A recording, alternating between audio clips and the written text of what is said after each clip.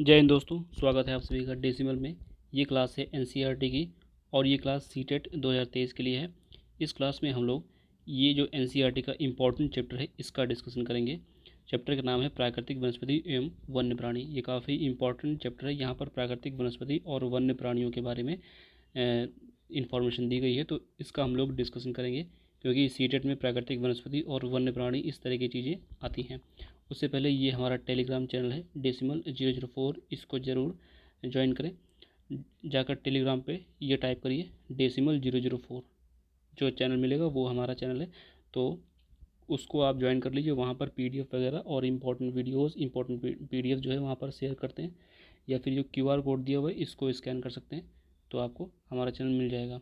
Channel को ज़रूर join करें, ठीक है। और चैनल पर पहली बार हैं तो चैनल को ज़रूर सब्सक्राइब करें। ये वीडियो काफ़ी इंपॉर्टेंट है। इससे पहले भी एनसीईआरटी की बहुत सारी वीडियो पड़ी हुई हैं, अगर आपने नहीं देखी है तो उनको ज़रूर देखिए और अपने दोस्तों के साथ इस वीडियो को ज़रूर शेयर करें, ठीक है। ये काफ़ी इंपॉर्टेंट चैप्टर है, प्राकृतिक वनस्पति और वन्य प्राणी। देखिए इस चैप्टर में जो है हम लोग पहले ये पूरा चैप्टर डिस्कस करेंगे, ठीक है। काफ़ी इंपॉर्टेंट चैप्टर है और ये मैप भी दिया हुआ है, इस मैप को भी कायदे से डिस्कस करेंगे। फिर आगे ये वनस्पतियाँ दी हैं और ये वन्य प्राणी निश्चय ये सब दिया हुआ है, और लास्ट में एक्सरसाइज है। ये काफ़ी अच्छे क्वेश्चन हैं, 3-4 क्वेश्चन हैं, ये काफ़ी अच्छे क्वेश्चन हैं, इनका डिस्कस करेंगे, ठीक है। फिर जो है इस चैप्टर को फिनिश करेंगे। चलिए शुरू करते हैं। देखिए कह रहे हैं कि क्या आपने अपने स्कूल, घर, आसपास के मैदान में भांति भांति के वृक्ष, झाड़ी, घास तथा पक्षियों को देखा है। देखिए इसमें स्टोरी दी होती है एनसीईआरटी में पहले, ठीक है। तो स्टोरी के फॉर्म में चैप्टर शुरू होता है। क्या वह एक ही प्रकार के हैं, अलग अलग तरीके के हैं। मतलब कह रहे हैं क्या वे एक ही प्रकार के हैं या अलग अलग तरह के हैं। भारत एक विशाल देश है, अतः इसमें आप अनेक प्रकार की जैव रूपों की कल्पना कर सकते हैं। हमारा देश भारत विश्व के मुख्य 12 जैव विविधता वाले देशों में से एक है। 47,000 विभिन्न जातियों के पौधे पाए जाने के कारण यह देश विश्व में 10वें स्थान पर और एशिया के देशों में चौथे स्थान पर है। मतलब कि यहाँ पर 47,000 विभिन्न जातियों के पौधे पाए जाते हैं। इस स्थिति में देखा जाए तो विश्व में क्या है, 10वें स्थान पर है और एशिया के देशों में चौथे स्थान पर है। ये इम्पॉर्टेंट चीज़ है, इसको नोट कर लीजिए। भारत में लगभग 15,000 फूलों के पौधे हैं, जो कि विश्व के फूलों के पौधों के 6% का है, ठीक है ना। भारत में लगभग 15,000 फूलों के पौधे हैं, जो कि विश्व में जितने फूल पाए जाते हैं उसका 6% है। इस देश में बहुत से बिना फूल के पौधे हैं, मतलब जिनमें फूल नहीं होती, जैसे फर्न हो गया, शैवाल हो गया। शैवाल मतलब एल्गी, कवक हो गया। भारत में लगभग 90,000 जातियों के जानवर तथा विभिन्न प्रकार की मछलियाँ ताजे पानी और समुद्र पानी की पाई जाती हैं। मतलब मछलियाँ ताजे पानी की भी हैं और समुद्र पानी की हैं। 90,000 जातियों के जानवर पाए जाते हैं और विभिन्न प्रकार की मछलियाँ। प्राकृतिक वनस्पति का अर्थ है कि वनस्पति का वह भाग जो मनुष्य की सहायता के बिना अपने आप पैदा हुआ हो, मतलब मनुष्य का हस्तक्षेप बिल्कुल ना हो, लंबे समय तक उस पर मानवीय प्रभाव नहीं पड़ता, इसे अक्षत वनस्पति कहते हैं। मतलब ऐसी वनस्पति जिसमें लंबे समय तक मानवीय प्रभाव नहीं पड़ता, ठीक है, उसको क्या बोलते हैं, अक्षत वनस्पति। इंपॉर्टेंट चीज़ है ये कि अक्षत वनस्पति क्या होती है। लंबे समय तक उस पर मानवीय प्रभाव नहीं पड़ता। किस पर, जिस वनस्पति पर लंबे समय तक मानवीय प्रभाव नहीं पड़ता उसे अक्षत वनस्पति कहते हैं। इस चीज़ को नोट कर लीजिए, काफ़ी इंपॉर्टेंट चीज़ है, क्या पता कभी आ ही जाए किसी एग्ज़ाम में, सीटेट में या फिर किसी भी एग्ज़ाम में। अतः विभिन्न प्रकार की कृषिकृत फसलें, कृषिकृत फसलें मतलब जिनका एग्रीकल्चर होता है, मतलब जिनको हम बो सकते हैं। फल, बागान, वनस्पति का भाग तो है, परंतु प्राकृतिक वनस्पति नहीं। कह रहे हैं कि विभिन्न प्रकार की जो कृषिकृत फसलें, जैसे फल हो गया, बागान हो गया, ये वनस्पति तो हैं लेकिन प्राकृतिक वनस्पति नहीं है। क्यों नहीं है, क्योंकि इनमें मानवीय हस्तक्षेप है, इंसानों के द्वारा ये बोई जाती हैं या फिर इनको उगाया जाता है, तो ये क्या है, प्राकृतिक वनस्पति नहीं है। फिर एक फैक्ट दिया हुआ है, क्या आप जानते हैं, वह वनस्पति जो मूल रूप से भारतीय है उसे देशज बोलते हैं, लेकिन जो पौधे भारत के बाहर से आए हैं उन्हें विदेशी या विदेशज पौधे कहते हैं, ठीक है। ये इंपॉर्टेंट चीज़ है। देशज क्या होता है, जो मूल रूप से भारतीय हैं, ठीक है, जो मूल रूप से भारतीय हैं वो देशज हैं, और जो भारत से बाहर के हैं उन्हें क्या बोलते हैं, विदेशज पौधे कहते हैं।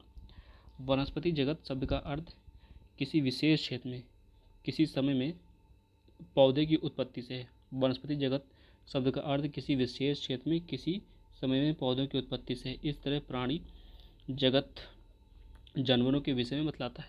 वनस्पति तथा वन्य प्राणियों में इतनी विविधता निम्नलिखित कारणों से है। दो कारण बताए गए हैं, धरातल और दूसरा है जलवायु। ठीक है, धरातल में भी फिर दो हैं, भूभाग है, दूसरा मृदा है। फिर जलवायु जो है उसमें भी एक तापमान है और दूसरा है सूर्य का प्रकाश, तीसरा है वर्षण। ठीक है, ये 3 फैक्टर इसमें बताए गए हैं। अब देखिए, सबसे पहले हम लोग देखते हैं धरातल के बारे में और उसमें जो दिया हुआ है भूभाग उसके बारे में। ठीक है, अब देखिए कह रहे हैं भूभाग में कि भूमि का वनस्पति पर प्रत्यक्ष एवं अप्रत्यक्ष प्रभाव पड़ता है। जो भूमि है उसका वनस्पति पर प्रत्यक्ष और अप्रत्यक्ष प्रभाव पड़ता है।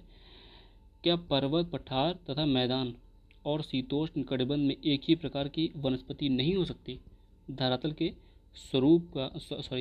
के स्वभाव का वनस्पति पर बहुत प्रभाव पड़ता है। मतलब कि धरातल किस प्रकार का है, उसका कैसा स्वभाव है, उसका प्रभाव वनस्पति पर आपको देखने को मिलेगा।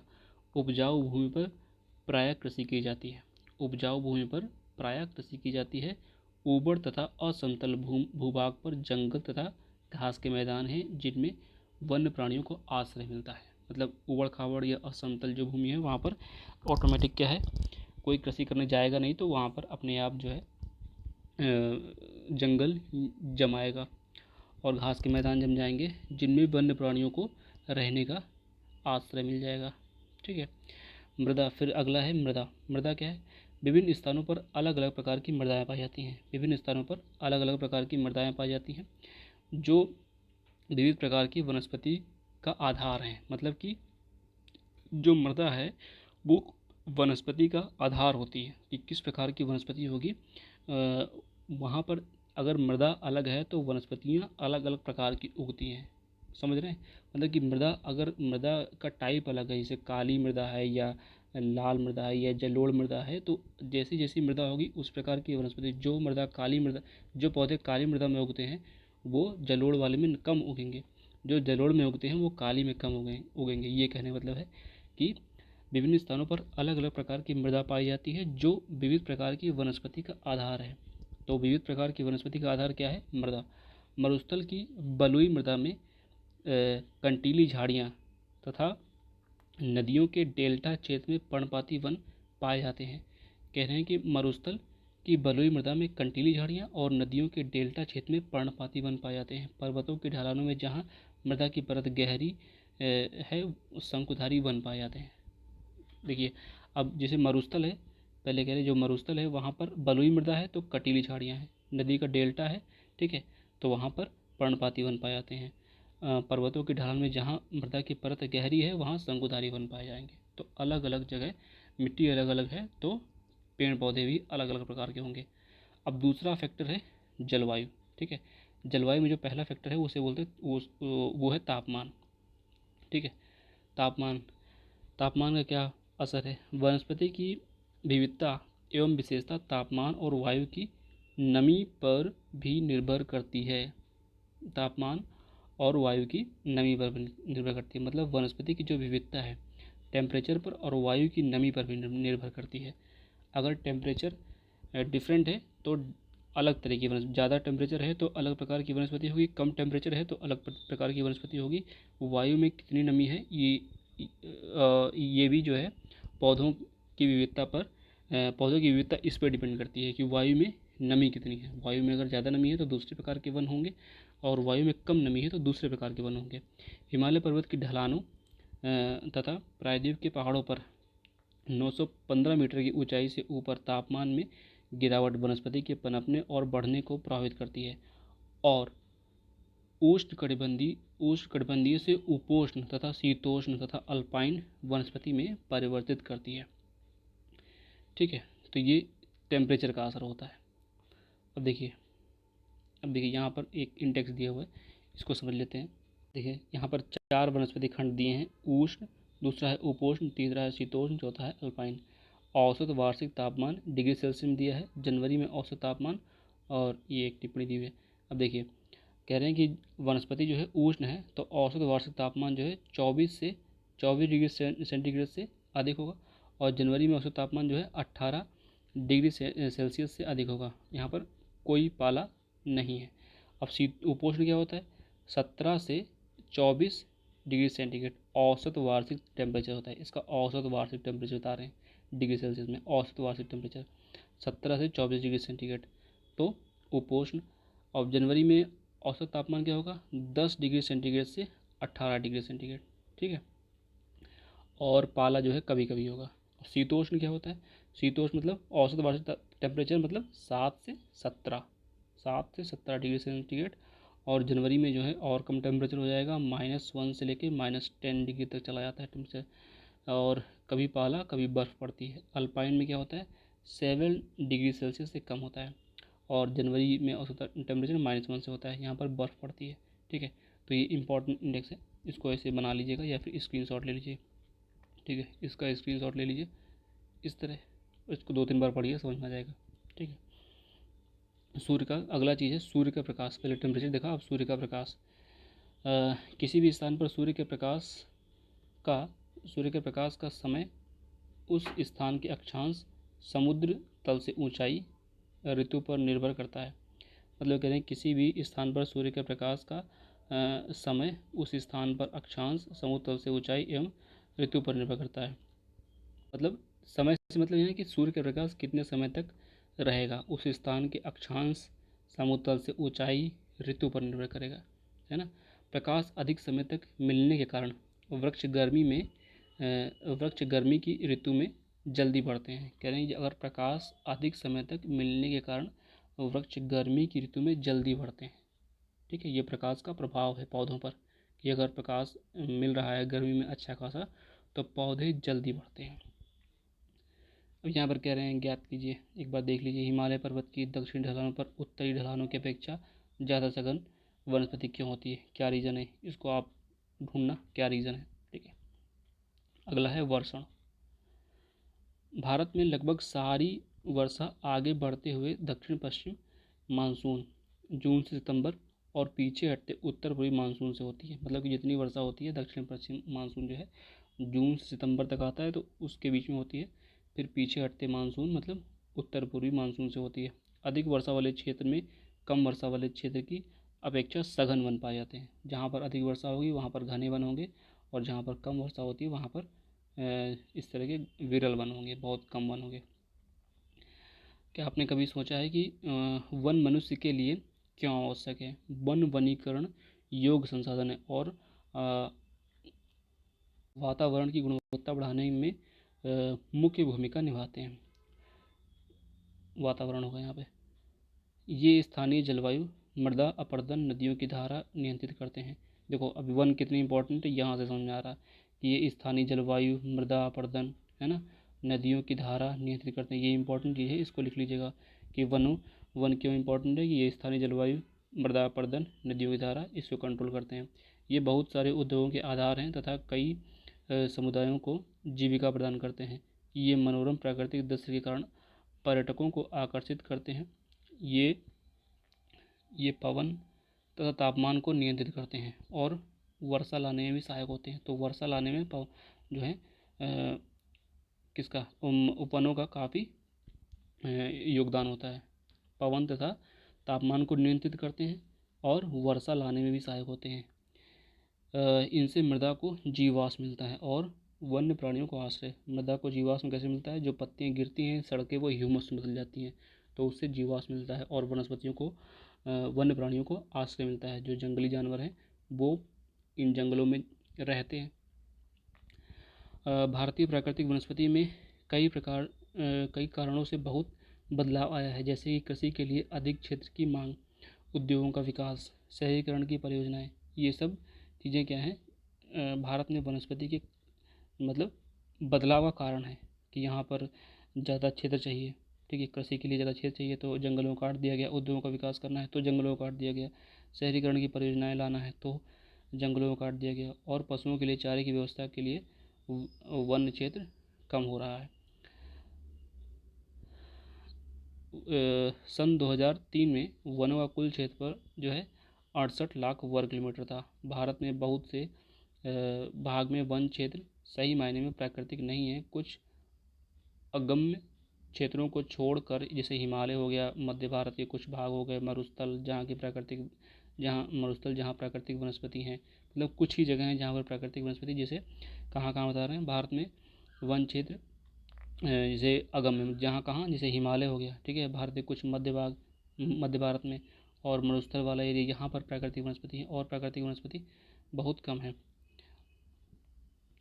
शेष भागों में मनुष्य के हस्तक्षेप से प्राकृतिक वनस्पति अधिकांश या संपूर्ण रूप से परिवर्तित हो चुकी है, या फिर बिल्कुल निम्न कोटि की है। मतलब कि बाकी इन एरिया के अलावा क्या है, जो मनुष्य का हस्तक्षेप है वो बढ़ा है, जिसकी वजह से प्राकृतिक वनस्पति अधिकांशतः या पूरी तरह से, थोड़ी बहुत या पूरी तरह से परिवर्तित हो चुकी है, चेंज हो चुकी है। इसका कारण क्या है?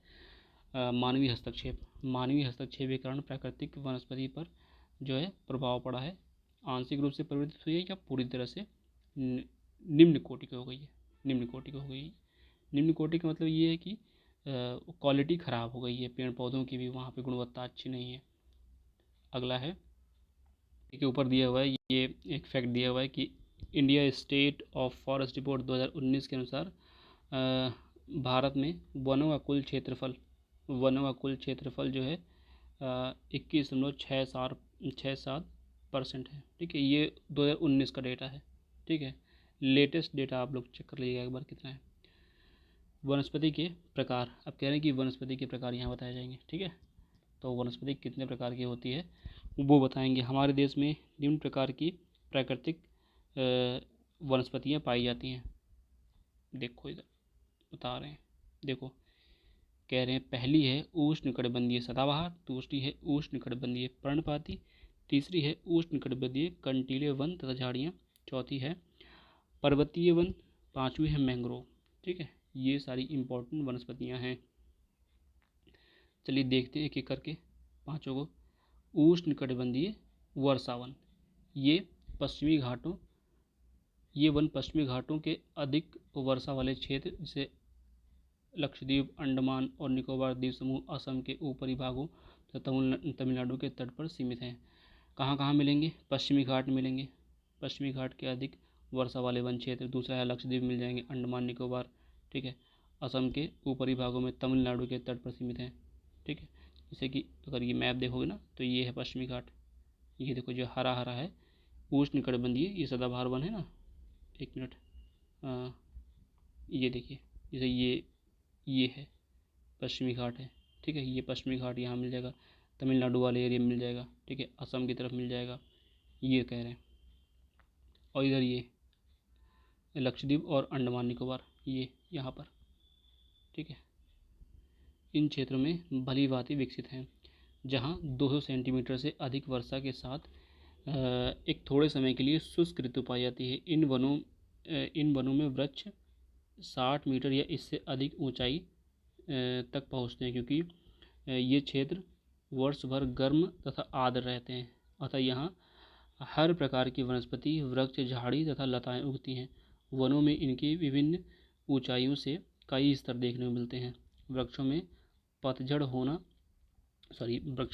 होने का कोई निश्चित समय नहीं होता, अतः वन जो है वो साल भर हरे भरे रहते हैं। ठीक है, वन जो है वो साल भर हरे भरे रहते हैं। ये देखिए उष्णकटिबंधीय सदाबहार वन है, ये यहाँ पर दिखाया गया उष्णकटिबंधीय सदाबहार वन। ठीक है, अब देखिए यहाँ कह रहे हैं ये झाड़ी परत है, यहाँ तक पाई जाती है। नवीन वृक्ष यहाँ तक पाए जाते हैं। बितान परत यहाँ पाई जाएगी। अधिकतम ऊंचाई 60 मीटर होती है। ये चीज़ इंपॉर्टेंट है कि मैक्सिमम ऊंचाई जो है कहाँ कितनी पाई जाएगी? 60 मीटर। ठीक है, अब यहाँ पर इंपॉर्टेंट चीज़ है कि इन वनों में पाए जाने वाले व्यापारिक महत्व के कुछ वृक्ष जो हैं आबनूस, एवोनी, महोगनी, रोजवुड, रबर और सिनकोना है। ये सारे इंपॉर्टेंट वृक्ष, इनको नोट कर लीजिए। इन वनों में समान रूप से पाए जाने वाले जानवर हाथी, बंदर, लेमूर और हिरण हैं। एक सींग वाले गैंडे असम और पश्चिम बंगाल के दलदली क्षेत्रों में पाए जाते हैं। ठीक है, कहाँ पाए जाते हैं? असम और पश्चिम बंगाल के दलदली क्षेत्रों में पाए जाते हैं। अब देखिए ये जो है ये दिखाया गया है यहाँ पर ये सदाबहार वन है ना, सदाबहार वन, जो सदाबहार वन है उन्हीं को बोलते हैं वर्षा वन। ठीक है, सदाबहार वन को ही वर्षा वन बोलते हैं। सदाबहार वन कोई अलग चीज़ नहीं है। ये जो हरा हरा एरिया है, ये हरा वाला, ये डार्क वाला, ये है सदाबहार वन का एरिया। ये देखो, ये है सदाबहार वन का एरिया, ये है सदाबहार वन का एरिया। ठीक है, ये है सदाबहार वन का एरिया जो हरा वाला है। ठीक है, ये है सदाबहार वन का एरिया। तो ये सारा एरिया जो है वो सदाबहार वन का है। फिर उष्णकटिबंधीय पर्णपाती वन जो है, ये देखो, ये पूरा एरिया जो है, ये यहाँ से यहाँ तक पूरा ये उष्णकटिबंधीय जो है पर्णपाती वन का है। ठीक है, पर्वतीय वन जाहिर सी बात है, पर्वत पर मिलेंगे। तो ये जम्मू कश्मीर वाला रीजन है। ठीक है, ये जम्मू कश्मीर वाला रीजन जो है, ये यहाँ पर ये पर्वतीय वन मिल जाएंगे। इधर भी थोड़े बहुत पर्वतीय वन मिल जाएंगे। फिर है मैंग्रोव वन इधर ही मिलेंगे, इधर बंगाली खाड़ी की तरफ। ठीक है, उष्णकटिबंधीय कंटीले वन ये मिलेंगे, ये कंटीले वन है, ये यहाँ पर मिलेंगे। तो ये इम्पोर्टेंट मैप है, इसका जो है आप स्क्रीनशॉट ले लीजिए। ठीक है, आगे देखिए, कह रहे हैं इसके अतिरिक्त इन जंगलों में कई प्रकार के पक्षी, चमगादड़ तथा कई रेंगने वाले जीव भी पाए जाते हैं। किसमें? इधर, ये सदाबहार वन में। अब अगला पॉइंट है उष्णकटिबंधीय पर्णपाती वन। उष्णकटिबंधीय पर्णपाती वन ये भारत में सबसे बड़े क्षेत्रफल में फैले हुए वन हैं। ये देखो, ये जो है ना, ये वाला एरिया, ये बीच का है ना, ये बीच का एरिया, ये पूरा एरिया, ये सबसे बड़ा एरिया है पर्णपाती वन का। तो ये भारत में सबसे बड़े सबसे बड़े क्षेत्र में फैले हुए वन हैं। इन्हें मानसूनी वन भी कहा जाता है। तो ये इंपॉर्टेंट चीज़ दूसरी क्या है कि इन्हें मानसूनी वन भी कहा जाता है। ये उस क्षेत्र में विस्तृत हैं जहाँ 70 सेंटीमीटर से लेकर 2 सेंटीमीटर तक वर्षा होती है। इस प्रकार के वनों में वृक्ष शुष्क ग्रीष्म ऋतु में 6 से 8 सप्ताह के लिए अपनी पत्तियाँ गिरा देते हैं। तो कितने सप्ताह के लिए? 6 से 8 सप्ताह के लिए। ये टाइम इंपॉर्टेंट है, कितने सप्ताह के लिए? 6 से 8 सप्ताह के लिए। और पहली चीज़ क्या है, पर्णपाती वन को मानसूनी वन भी कहते हैं। 70 सेंटीमीटर से लेकर 200 सेंटीमीटर तक की वर्षा जहाँ होती है वहाँ पाए जाते हैं। ठीक है, और ये कितने सप्ताह के लिए पत्तियाँ गिराते हैं? 6 से 8 सप्ताह के लिए जो है पत्तियाँ वो गिरा देते हैं। जल की उपलब्धि के आधार पर इन वनों को आर्द्र तथा शुष्क पर्णपाती वनों में विभाजित किया जाता है। तो जल की उपलब्धि के आधार पर आर्द्र और शुष्क पर्णपाती वन में विभाजित किया जाता है। इनमें आर्द्र या नम पर्णपाती वन उन क्षेत्रों में पाए जाते हैं जहाँ 100 से 200 सेंटीमीटर वर्षा होती है।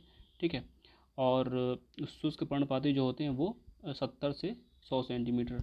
ठीक है, दो पर्णपाती को भी दो पार्ट में डिवाइड किया जाता है कि पहले तो जो आर्द्र पर्णपाती होते हैं वो 100 से 200 सेंटीमीटर, नोट कर लीजिए, जो आर्द्र पर्णपाती होते हैं वो 100 से 200 सेंटीमीटर। ठीक है, वो आर्द्र पर्णपाती होते हैं। ठीक है, और 70 से 100 सेंटीमीटर के जो बीच होते हैं वो शुष्क पर्णपाती होते हैं। ठीक है, ये दोनों ही पर्णपाती है, लेकिन पर्णपातियों को भी दो पार्ट में डिवाइड किया गया है। ठीक है, तो ये इंपॉर्टेंट चीज़ है, इसको नोट कर लीजिए। यहाँ पर लिखा हुआ है लेकिन यहाँ पर समझ में आपको कम आएगा। देखिए यहाँ पर दिया हुआ है 100 से 200 सेंटीमीटर वर्षा तक, अतः ऐसे वन देश के पूर्वी भागों में, उत्तर पूर्वी राज्यों में, हिमालय के गिरिपाद, झारखंड में, उड़ीसा में, छत्तीसगढ़, पश्चिम घाट के पूर्वी ढलानों में, देखो ये पश्चिम घाट है तो ये पश्चिमी ढलान है, ये पूर्वी ढलान है, तो इधर पाए जाएंगे। ठीक है, पश्चिमी घाट के पूर्वी ढलानों में सागौन इन वनों की सबसे प्रमुख विशेषता है। बांस, साल, शीशम, चंदन, रवैर, कुसुम, अर्जुन, सहतूत के वृक्ष व्यापारिक महत्व वाली प्रजातियां हैं।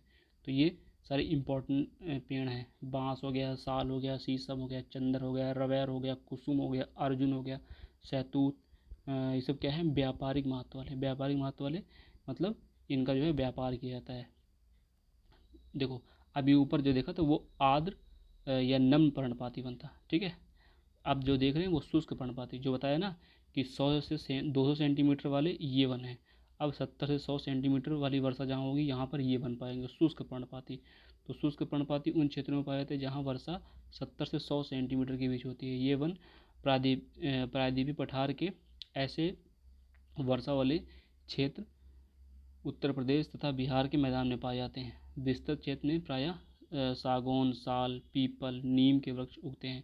इन क्षेत्रों के बहुत बड़े भाग कृषि कार्यों में प्रयोग हेतु साफ किए गए हैं और कुछ भागों में पशुचारण भी होता है। तो ये ज़्यादातर साफ़ कर दिए गए हैं और बाकी बचे एरिया में पशुचारण होता है। देखिए मैं यहाँ पे लिख दे रहा हूँ, दोनों में कन्फ्यूजन होता है। देखिए 100 से 1 सेकेंड, देखिए 100 से 200 सेंटीमीटर जो है वो आर्द्र पर्णपाती, ठीक है, आर्द्र पर्णपाती, और 70 से 100 सेंटीमीटर ये क्या है, शुष्क पर्णपाती। शुष्क पर्णपाती, दोनों पर्णपाती हैं, लेकिन 100 से 200 सेंटीमीटर वाले हैं तो वो आर्द्र पर्णपाती कहे जाएंगे। 70 से 100 सेंटीमीटर जहाँ वर्षा होती है ऐसे एरिया में जो वन होंगे वो शुष्क पर्णपाती होंगे। दोनों ही पर्णपाती है, लेकिन बस दोनों में इतना अंतर है, ठीक है। पर्णपाती को 2 पार्ट में डिवाइड किया गया है, वो चीज़ है, ठीक है। तो इसको नोट कर लिए, ये ऊपर दिया हुआ है, जैसे ये आर्द्र पर्णपाती, ये शुष्क पर्णपाती, ठीक है। अब इसके आगे देखते हैं। देखिए इन जंगलों में पाए जाने वाले जानवर प्रायः सिंह, शेर, सूअर, हिरण, हाथी, विभिन्न प्रकार के पक्षी, छिपकली, सांप, कछुए भी यहाँ पाए जाते हैं। तो ये कोई इंपॉर्टेंट चीज़ नहीं है। ये देखो अब ये इंपॉर्टेंट है, कंटीले वन और झाड़ियाँ। कंटीले वन मतलब जिनमें कांटे होते हैं। जिन क्षेत्रों में 70 सेंटीमीटर से कम वर्षा होती है वहाँ प्राकृतिक वनस्पति में कंटीले वन तथा झाड़ियाँ पाई जाती हैं। इस प्रकार की वनस्पति देश के उत्तरी पश्चिम भागों में पाई जाती है। मतलब उत्तरी पश्चिम भाग मतलब देखो कहाँ गया मैप, ये उत्तर पश्चिम भाग है, इधर पाई जाती है, ठीक है। इसी की बात कर रहे हैं, उत्तर पश्चिम भागों में, जिसमें गुजरात, राजस्थान, ठीक है। ये देखो ये गुजरात आ गया, इधर गुजरात आ गया, गुजरात हो गया, राजस्थान हो गया, गुजरात, राजस्थान, फिर छत्तीसगढ़ में पाया जाता है, मध्य प्रदेश में, उत्तर प्रदेश के थोड़े एरिया में, हरियाणा के अर्धशुष्क क्षेत्र में सम्मिलित हैं।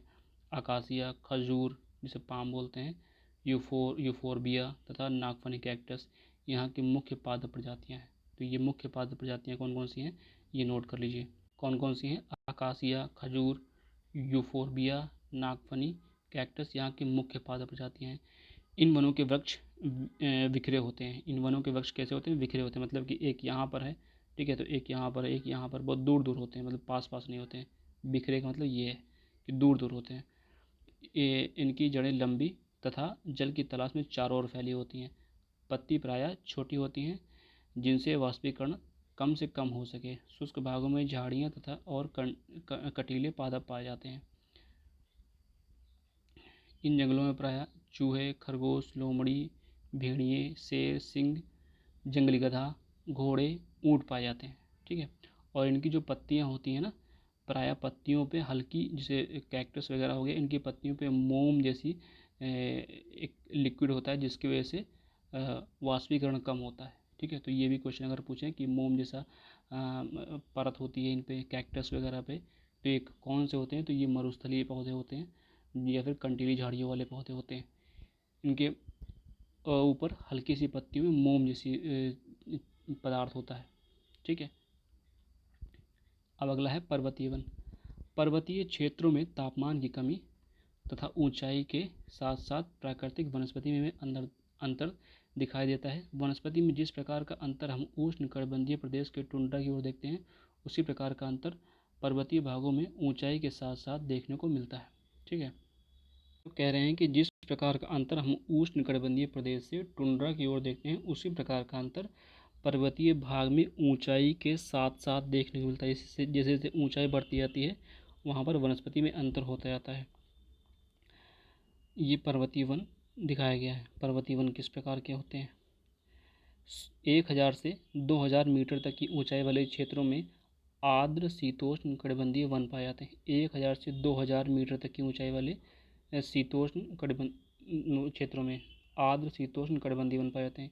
इनमें चौड़ी पत्ती वाले ओक, चेस्टनट जैसे वृक्षों की प्रधानता होती है। 1500 से 3000 मीटर की ऊंचाई के बीच शंकुधारी वृक्ष जैसे चीड़, पाइन हो गया, देवदार हो गया, सिल्वर फर, स्प्रूस और सीडर आदि पाए जाते हैं। ये वन प्रायः हिमालय की दक्षिणी ढलानों, दक्षिण और उत्तर पूर्व भारत के अधिक ऊंचाई वाले भागों में पाए जाते हैं, ठीक है। तो यहाँ पर इंपॉर्टेंट चीज़ क्या है, पहली चीज़ तो ये है कि 1000 से 2000 मीटर तक की ऊंचाई वाले क्षेत्र में आर्द्र शीतोष्ण कटिबंधीय वन पाए जाते हैं, जैसे ओक हो गया, चेस्टनट हो गया, ठीक है, जैसे वृक्षों की प्रधानता होती है। फिर 1500 से 3000 मीटर तक की ऊंचाई के बीच शंकुधारी वृक्ष पाए जाते हैं, चीड़, पाइन, देवदार, सिल्वर फर, स्प्रूस, सीडर आदि पाए जाते हैं। ये इंपॉर्टेंट चीज़ है। तो ये पहले ये कैटेगराइज के लिए 1000 से 2000 तक के ऊंचाई में ये पाए जाते हैं, ठीक है। फिर 1500 से 3000 तक की ऊंचाई में ये चीज़ें पाई जाती हैं।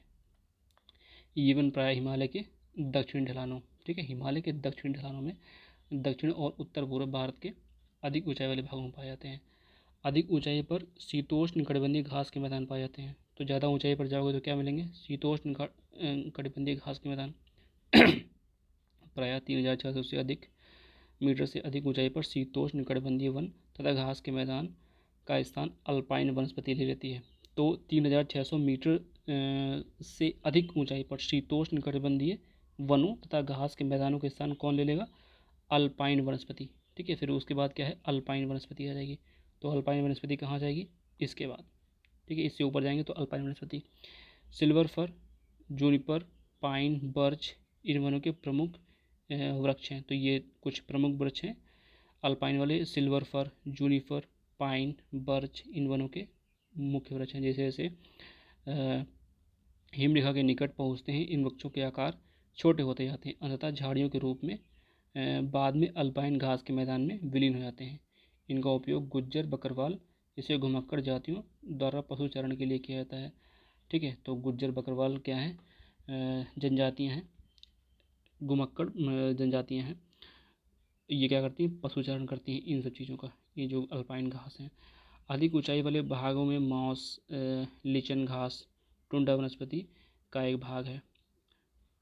अब आगे कह रहे हैं कि इन वनों में प्रायः कश्मीरी मृग, चितारा हिरण, जंगली भेड़, खरगोश, तिब्बती बारहसिंगा, याक, हिम तेंदुआ, गिलहरी, रीछ, आईबैक्स, कहीं कहीं रेड पांडा मिलते हैं, ठीक है। तो रेड पांडा इंपॉर्टेंट है, ध्यान रखिए रेड पांडा कहाँ मिलता है। कश्मीरी मृग, चित्रा हिरण, ठीक है, चित्रा हिरण, जंगली भेड़, खरगोश, तिब्बती बारहसिंगा, याक, हिम तेंदुआ इंपॉर्टेंट है, ठीक है। यहाँ पर लाल पंडा मिलता है। घने बालों वाली भेड़ तथा बकरियाँ पाई जाती हैं। तो ये इंपॉर्टेंट जानवर हैं, इनको लिख लीजिए, ज़्यादा है भी नहीं, स्क्रीनशॉट लेके फिर बाद में लिख लीजिए। फिर आगे देखिए, कह रहे हैं मैंग्रोव आ गया, ठीक है। मैंग्रोव क्या है? यह वनस्पति तटवर्ती क्षेत्र में जहाँ ज्वार भाटा आते हैं की सबसे महत्वपूर्ण वनस्पति है। मिट्टी और बालू कह रहे हैं मिट्टी और बालू इन तटों पर एकत्रित हो जाता है, ठीक है। घने मैंग्रोव एक प्रकार की वनस्पति हैं जिनमें पौधों की जड़ पानी में डूबी रहती है, मतलब जिसमें पौधों की जड़ें जो हैं पानी में डूबी रहती हैं, ऐसी वनस्पति मैंग्रोव होती है जिसमें जिनकी जड़ें जो होती हैं पानी में ज़्यादातर डूबी होती है। ये देखो दिखाया गया है, ये पेड़ है और ये देखो डूबी हुई दिखाया गया है ना, ये डूबी हुई दिखाया गया है, ये इनकी जड़ें डूबी हुई दिखाया गया है। और कह रहे हैं गंगा, ब्रह्मपुत्र, महानदी, गोदावरी, कृष्णा, कावेरी नदियों के डेल्टा भागों में ये वनस्पति मिलती है। गंगा ब्रह्मपुत्र डेल्टा में सुंदरी वृक्ष पाए जाते हैं। ये इंपॉर्टेंट है, पूछ लेंगे सुंदरी वृक्ष कहाँ पाए जाते हैं, ठीक है। सुंदरी वृक्ष कहाँ पाए जाते हैं? गंगा ब्रह्मपुत्र डेल्टा में सुंदरी के वृक्ष पाए जाते हैं, जिनमें मजबूत लकड़ियाँ जिनसे मजबूत लकड़ियाँ प्राप्त होती हैं। नारियल, ताड़, क्योड़ा व एंगार, ये कुछ वृक्ष हैं। नारियल, ताड़, क्योड़ा व एंगार के वृक्ष इन भागों में पाए जाते हैं। इस क्षेत्र का रॉयल बंगाल टाइगर प्रसिद्ध जानवर है। तो रॉयल बंगाल टाइगर कहाँ मिलेगा? इधर ही मिलेगा, किधर? मैंग्रोव वाले एरिया में, ठीक है। मतलब एक बार मैंग्रोव वाला मैं एरिया दिखा दूँ, यहाँ पे ये देखो, ये मैंग्रोव वाला एरिया है, कहाँ? ये एरिया, ठीक है, ये एरिया मैंग्रोव वाला है, क्योंकि यहाँ पर इधर से गंगा नदी और इधर से ब्रह्मपुत्र दोनों आके मिल जाएंगे, तो इधर जो है डेल्टा बनेगा और यहीं पर मैंग्रोव होता है, ठीक है, बांग्लादेश वाले इधर रीजन में, पश्चिम बंगाल रीजन में। तो इधर ही रॉयल बंगाल टाइगर मिलेंगे आपको। इसके अतिरिक्त क्या मिलेगा? कछुआ मिलेगा, मगर मछली मिलेगा, घड़ियाल एवं कई प्रकार के सांप भी इस जंगल में मिलते हैं, ठीक है। अब ये चीज़ जिसका डिस्कशन नहीं करेंगे। वन्य प्राणियों के बारे में देखते हैं, अभी थोड़ा बड़ा चैप्टर बचा हुआ है, वन्य प्राणियों के बारे में देखते हैं। फिर एक काम करते हैं, है ना, आज की क्लास में यहीं तक डिस्कस करते हैं। नेक्स्ट क्लास जो आएगी, ठीक है, उसमें हम लोग वन्य प्राणियों का डिस्कस करेंगे। ठीक है, तो आज की क्लास में हम लोग इतना ही रखते हैं। नेक्स्ट क्लास में वन्य प्राणियों के बारे में डिस्कस करेंगे। ठीक है, तो यहाँ तक हम लोगों ने जो डिस्कस किया मैंग्रोव तक, इसका डिस्कसन हम लोगों ने यहाँ तक किया। नेक्स्ट क्लास में, ठीक है, वन्य प्राणियों का डिस्कसन करेंगे। ये अभी थोड़ा बचा हुआ है, काफ़ी इंपॉर्टेंट है। ठीक है, तो इसमें भी टाइम लगेगा, फिर बाद लास्ट में एक्सरसाइज करेंगे। ठीक है, तो आज की क्लास के इतना। अगर आपने पूरी क्लास यहाँ तक देखी है तो इस टेलीग्राम चैनल को ज़रूर ज्वाइन करें और चैनल को ज़रूर सब्सक्राइब करें। ठीक है, ये टेलीग्राम चैनल decimal004 या फिर इस QR को स्कैन करके टेलीग्राम ज़रूर ज्वाइन करें। ठीक है, और अगर आपको कोई क्वेश्चन है तो कमेंट बॉक्स में लिख सकते हैं। और CDP मैथ, ठीक है, CDP मैथ, इंग्लिश, ये सारी चीज़ें यहाँ पर मिल जाएंगी। इससे पहले NCERT की बहुत सारी वीडियोस पढ़ी हैं, अगर नहीं देखी हैं तो उनको ज़रूर देखिए। मिलते हैं नेक्स्ट वीडियो में। Thank you.